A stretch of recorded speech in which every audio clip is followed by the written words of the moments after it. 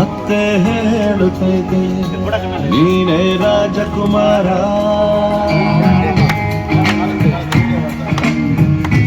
ಆದಷ್ಟು ಸ್ವಲ್ಪ ಹಿಂದೆಯಿಂದ ತೆಗಿ. ಹೇಳುತ್ತೈತೆ ಮತ್ತೆ ಹೇಳುತ್ತೈತೆ ನೀನೇ ರಾಜಕುಮಾರ.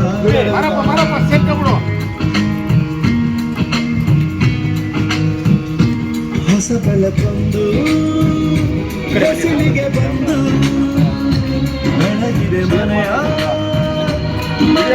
ಬಂದು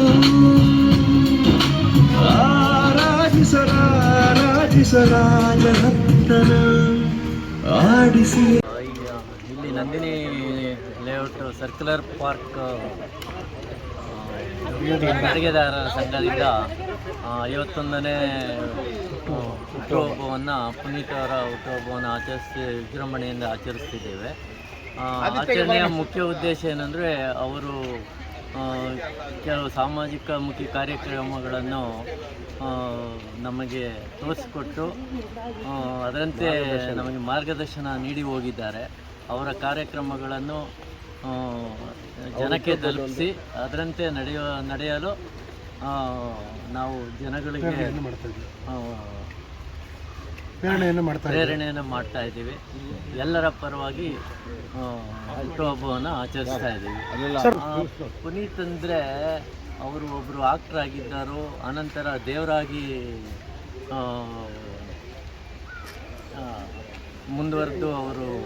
ಮುಂದುವರೆದ್ರು. ಎಲ್ಲ ಸಮಾಜಮುಖಿ ಕಾರ್ಯಗಳನ್ನು ಹಮ್ಮಿಕೊಂಡಿದ್ರು.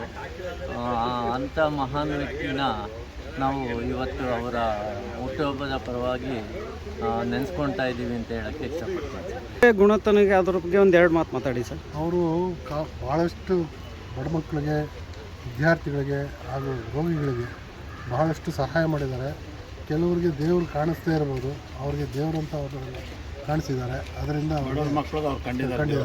ಅದಕ್ಕೆ ಅವ್ರಿಗೆ ಎಲ್ರಿಗೂ ಭಾಳ ಇಷ್ಟವಾಗಿದೆ. ಜನಪ್ರಿಯ ನಾಯಕರ ಪ್ರೀತಿ ಮಾಡ್ತಾರೆ ಸರ್. ಅವ್ರಿಗೆ ಹೊರಗಡೆ ಕೆಲವೊಂದು ಬಡ ಮಕ್ಕಳು ಆಗಲಿ ಬೇರೆ ಜನ ಆಗಲಿ ದೇವರು ಅಂತ ಇದು ಮಾಡ್ತಾ ಇದ್ದಾರೆ. ಮಿನಿ ರಾಘವೇಂದ್ರನ್ ಥರ ಪೂಜೆ ಮಾಡ್ತಾರೆ ಜನ.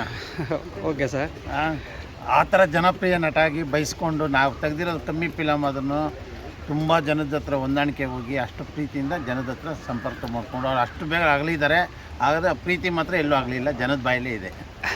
ಅವ್ರ ಮುಖಾಂತರ ಇವತ್ತು ಬರ್ಡೇ ಮುಖಾಂತರ ಎಲ್ಲರೂ ಏನು ಹೇಳೋಕ್ಕೆ ಇಷ್ಟಪಡ್ತೀರಾ ಸರ್ ಜನಗಳಿಗೆ? ರಾಜ್ಕುಮಾರ್ಗೆ ಹುಟ್ಟುಹಬ್ಬದ ಶುಭಾಶಯಗಳು. ಮತ್ತೆ ಹುಟ್ಟಿ ಬರಲಿ ಪುನೀತ್ ರಾಜ್ಕುಮಾರ್. ಮತ್ತೊಮ್ಮೆ ಮಗದೊಮ್ಮೆ ಹುಟ್ಟಿ ಬರಲಿ. ಹಿಂದೆಯಿಂದ ತೆಗಿ.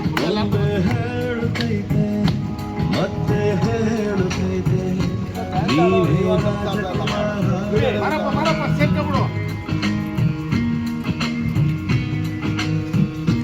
ಹೊಸ ಬೆಳಕೊಂದು ಕಸಿಲಿಗೆ ಬಂದು ಬೆಳಗಿದೆ ಮನೆಯ